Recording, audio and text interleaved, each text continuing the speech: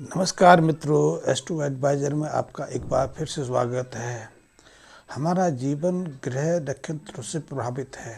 जो हमारी अंतरिक्ष में 7 ग्रह भ्रमण करते हैं और 2 ग्रह जिन्हें छाया ग्रह की संज्ञा दी गई है वो हमें सीधे सीधे प्रभावित करते हैं। जैसे कि हम सूर्य को लें तो सूर्य तो हमारी जीवनी शक्ति है।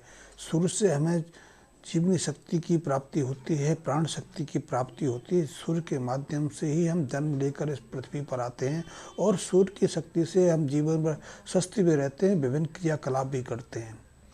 चंद्रमा हमें संवेदनशीलता, प्रेम और स्नेह की भावना देता है और चंद्रमा भी हमारे शरीर को बहुत अद्भुत तरीके से प्रभावित करता है। ये हमें संवेदनशीलता, दूसरों के प्रति करुणा, प्रेम, स्नेह रखने की शक्ति ही प्रदान नहीं करता है, ये हमारी उर्वरा शक्ति को प्रभावित करता है। बुद्ध की अपनी महत्वता है। बुद्ध हमें शिक्षा देते हैं, सोचने विचारने की शक्ति देते हैं, जीवन के विभिन्न क्रियाकलापों को सुचारू रूप से जारी रखने की शक्ति भी प्रदान करते हैं। और बुद्ध तो सीधा व्यापार के कारक हैं, ये बुद्धि विवेक के कारक हैं। और बृहस्पति की अपनी शुभता है, क्योंकि बृहस्पति हमें विवेक बुद्धि प्रदान करते हैं। हमें योजना के अनुसार आगे अग्रसर होने के लिए, योजना के अनुसार अपने जीवन को व्यवस्थित करने के लिए शक्ति प्रदान करते हैं। इसी तरह शुक्र की अपनी क्षमता है। शुक्र हमें जीवनी शक्ति ही नहीं देखते, हमें वैवाहिक संबंधों बढ़ने के लिए, सामाजिक कार्यों को करने के लिए, भौतिक सुविधाएँ इकट्ठे करने के लिए, और इस तरह सारे ग्रह अपना अपना प्रभाव देते हैं। यदि हम सूर्य की बात करें तो सूर्य का तो हमारे जीवन में बहुत महत्वपूर्ण भूमिका है। सूर्य हमें जीवनी शक्ति देते हैं, स्वास्थ्य देते हैं, महत्वाकांक्षा देते हैं, आगे बढ़ने की शक्ति प्रदान करते हैं। सूर्य हमें राजा तुल्य प्रभाव प्रदान करते हैं, पद प्रतिष्ठा देते हैं। सूर्य यदि हमारी जन्म कुंडली में शुभ हैं तो हम स्वस्थ भी हैं और हमारे सोचने विचारने की शक्ति भी प्रबल रहती है। हम उच्चा सोचते हैं, हम सबसे आगे बढ़ के और श्रेष्ठ करने का प्रयास करते हैं। सूर्य की प्रबलता पर ही हमारा स्वास्थ्य प्रभावित करता है। और यदि सूर्य प्रबल हैं, सूर्य शुभ हैं, तो हमारा जीवन सुचारू रूप से सहजता से आगे बढ़ता रहता है। लेकिन यदि ये शुभ अशुभ प्रभाव में चले जाएं तो कई तरह की विषमताएं खड़ी कर देते हैं। देखने में आया है कि जब सूर्य का मेल उसके शत्रु ग्रहों के साथ बन जाए तो सूर्य के शत्रु कौन? सूर्य के शत्रु हैं शनि, शुक्र, राहु और केतु। जब सूर्य का मेल राहु के साथ में और शुक्र के साथ में बन जाए तो उसके कारण हमारे गृहस्थ जीवन में ही कई तरह की विपदाएं खड़ी हो जाती हैं, कई तरह की असमानता स्थिति बन जाती हैं। देखने में आया है कि यदि सूर्य बुध का साथ ले लें, सूर्य बुध का साथ मिल जाए तो हमारे सोचने विचारने की, हमारी बौद्धिक क्षमता को एक गति मिल जाती है। लेकिन जब सूर्य और बुध के इस मेल को किसी अशुभ शत्रु ग्रह का साथ मिल जाए तो फिर हमारे सोचने विचारने में भी एक घृणित स्थिति बन जाती है। हम एक ऐसी स्थिति में चले जाते हैं कि तब हम सकारात्मक नहीं सोच पाते, हम दूसरों के प्रति कुछ ऐसा सोच पाते हैं, ऐसी योजनाएं बनाने लगते हैं जो हमारे लिए भी और उनके लिए भी और समाज के लिए भी कई तरह की विषम स्थितियाँ पैदा कर देती हैं। देखने में आया है कि जब सूर्य हमारी जन्म कुंडली के दूसरे भाव में हो तो दूसरे भाव में सूर्य शुभ हैं, कि दूसरे भाव का सूर्य हमें धन संपदा भी प्रदान करता है, हमें वाहन सुख भी देता है, हमें हमारे जीवन में किसी तरह की धन की अभाव नहीं रहने देता, हमें कर्ज में नहीं फंसने देता, हमें दूसरों के सामने हाथ फैलाने की स्थिति हमारे सामने नहीं आती है। लेकिन यही दूसरे घर का सूर्य स्त्री के कारण हमारे संबंधियों के साथ में दूसरे लोगों के साथ में संबंधों में कटुता पैदा कर देता है। तो इसलिए ये हमारे जन्म कुंड के दूसरे भाव में सूर्य बैठ जाएं तो अनायास व्यक्ति अपनी स्त्री के कारण, या तो स्त्री के कहने में आकर, स्त्री के नीचे दबने के कारण, स्त्री की प्रेरणा के कारण अपने घर परिवार में तनाव पा लेता है, अपने माँ बाप सगे संबंधियों से लड़ने झगड़ने लगता है और उससे अलग हो जाता है। और यहाँ से ही जीवन में एक विरोधाभास की स्थिति बन जाती है। दूसरे स्थान का सूर्य जो है कई असम स्थितियाँ पैदा करता है। देखने में आया है कि जिस जातक की जन्म कुंडली के सूर्य और शनि के साथ में मेल बना लें तो ऐसा जातक यदि अपने घर का फर्श लाल रंग का बना ले या फिर अपने घर के फर्श में मार्बल लगवा ले, तो ऐसे में उसका ग्रस्त जीवन ही एक तरह से त्रस्त हो जाता है, क्योंकि ऐसे में या तो उसकी स्त्री बीमार रहने लगती है या उन दोनों के अंदर मतभेद पैदा हो जाते हैं। ऐसा जातक अपनी स्त्री के साथ में, अपने घर परिवार के साथ में संयुक्त रूप से नहीं रह पाता है। तो ये योग है।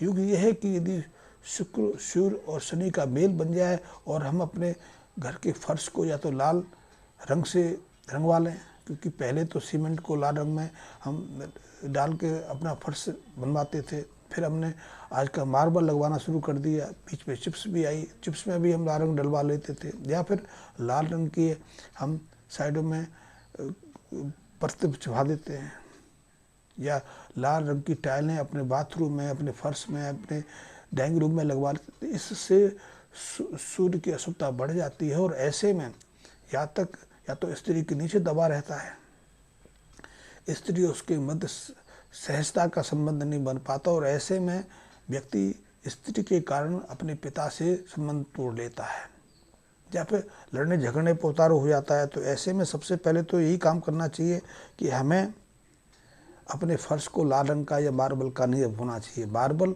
आज प्रतिष्ठा का प्रश्न बनता चला जा रहा है, आज हमारी संपन्नता का प्रतीक बनता चला जाता है, लेकिन यही मार्बल स्वास्थ्य संबंधी और संबंधों से संबंध की कटुताएं भी पैदा कर रहा है, कई तरह के मतभेद भी पैदा कर रहा है।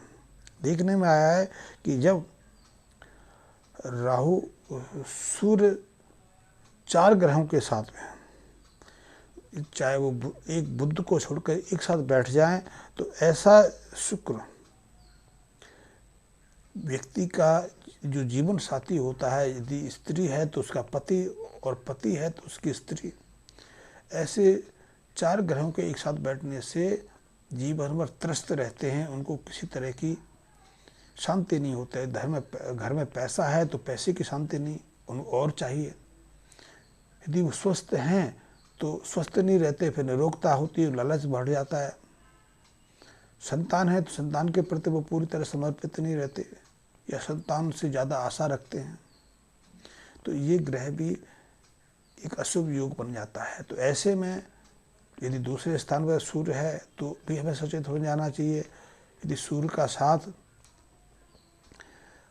बुध को छोड़ के 4 ग्रहों के साथ बन रहा है तो भी हमें समय सावधान हो जाना चाहिए। और यदि सूर्य, बुध और राहु केतु का मेल बन रहा है और ऐसे में हम अपने घर उसमें लाल फर्श करा लें या मार्बल लगवा लें तो भी हमें सचेत हो जाना चाहिए। इसलिए जब भी चौथे घर में, दूसरे घर में सूर्य हो तो उनको, जातकों को नियमित रूप से सूर्य के अशुभ प्रभाव से बचने के लिए गेहूँ, बाजरा, गुड़ किसी मंदिर में देते रहना चाहिए, दान करते रहना चाहिए या उनको जल प्रभावित करते रहना चाहिए, ताकि सूर्य की अशुभता शांत रहे, घर में मतभेद ना हो, घर में बिना किसी कारण से लड़ाई झगड़े की स्थिति ना बने। ऐसे जातकों को हर शनिवार को एक पूजा वाला नारियल और बादाम, सरसों का तेल लेकर किसी धर्म स्थल में देते रहना चाहिए। ऐसे जातकों को शनि से संबंध दूसरे उपाय भी करते रहने चाहिए कि शनि यदि शुभ रहेगा, क्योंकि 10वें स्थान शनि का कारक है, शनि का घर है। 11वां स्थान भी शनि का घर है, 11वां स्थान लाभ का घर है और 10वां स्थान कर्म का घर है। यदि दूसरे स्थान पर सूर्य विराजमान है तो ऐसे में शनि संबंधी उपायों को, क्योंकि शनि सूर्य से शत्रुता रखते हैं और शत्रु ग्रह को शांत रखना बहुत आवश्यक है। और लाल किताब के ये जो उपाय हैं हमने कितनी बार अपना के देखे हैं और हर बार इनका सकारात्मक प्रभाव मिला है। तो ऐसे जातक जिनकी जन्म कुंडली में दूसरे भाव में सूर्य विराजमान है, घर में कलह रहती है, मतभेद रहता है, धन का अभाव रहता है, वैसे धन का अभाव देते नहीं, लेकिन लालचवश, स्वार्थवश हमें लगता है कि हमारे पास धन की कमी है, क्योंकि इच्छाएं बढ़ जाती हैं, हम घर परिवार से अलग हो जाते हैं, परिवार से कट जाते हैं। तो ऐसे जातकों को शनि संबंधी उपाय करके अपनी जो अधीरता है उसको शांत करके हम अपने जीवन में कुछ हद तक शांति रख सकते हैं। तो शनि संबंधी उपाय भी करते रहना चाहिए। स्त्री के स्वास्थ्य पर कोई दुष्प्रभाव ना पड़े, क्योंकि दूसरे स्थान का सूर्य जब भी अशुभ ग्रहों के प्रभाव में आता है, अशुभ ग्रहों में जाकर वर्ष फल के अनुसार बैठता है, तो स्त्री के स्वास्थ्य या स्त्री के की मानसिकता में कुछ ना कुछ ऐसा कारक बन जाता है कि उसके कारण परिवार में कलह बन जाती है। यदि वो दोनों मियाँ बीवी अलग रहते हैं, फिर भी उनमें बनती नहीं, बिना किसी कारण से मतभेद हो जाते हैं, अकारण कलह हो जाती है।